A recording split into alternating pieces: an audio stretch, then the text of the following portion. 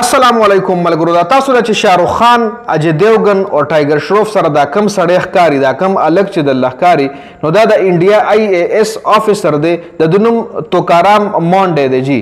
د په دای باندې باقاعده کیس کړی دی په شاهرخ خان باندې په اجय دیوګن باندې او ټایګر شروف باندې د باقاعده کیس جمع کړی دی په کم جرم کې پاغه هم په دی ویډیو کې خبره کوو خو دا توکارام مونډه چې کم دی دا کم چې تاسو لپاره تصویر کې دا بر ښکاری نو دا اصل کې IAS افیسر دی اور د کې بيخي کرپشن شته نه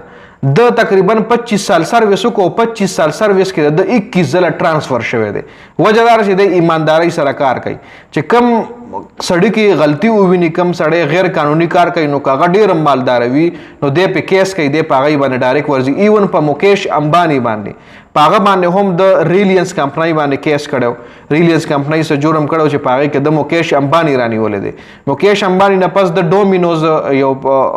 پیزا داغه د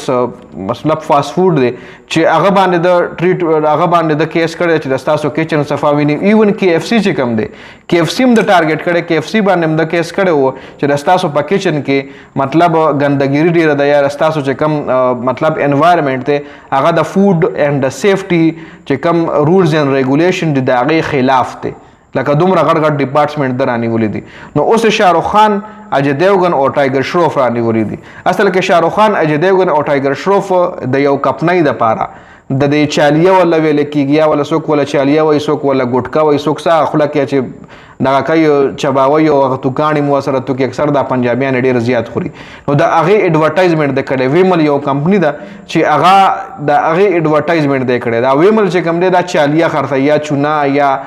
مطلب هغه څوک ولا چالیه وای څوک ولا سوم فای مختلف نمونه ورکړي چې هغه د صحت د پاره یو مضر شی دی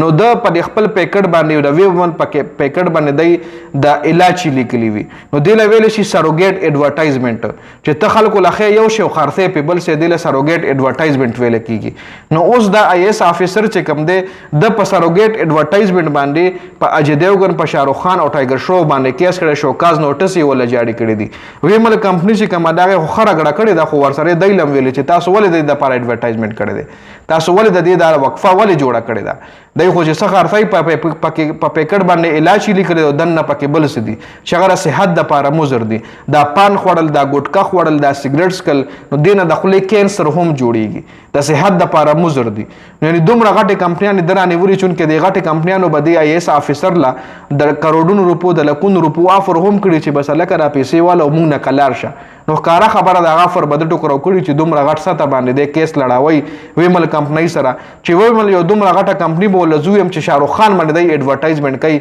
په اجय دیوګن باندې د ایڈورټایزمنت کوي په ټایګر شروف باندې د ایڈورټایزمنت کوي نو تاسو خپل اندازه واخلئ چې دا به څومره غټه کمپنی وي یا به دا څومره غټ پروډکشن وي د دې نو په هغه باندې په مکیش امبانی باندې لکه د خبرې مقصد مې دار چې ایماندار افسر چې کوم دی داغه جون مزه کوي داغه جون چې سټډي کوي او داغه چې کومه کارنامې وي چې هغه بیا ګور انسان لا مزه ور کوي خیر دا په دې ویډیو کې اپډیټ سو دی حواله سره تاسو سره د کمنټ لازمي وکړئ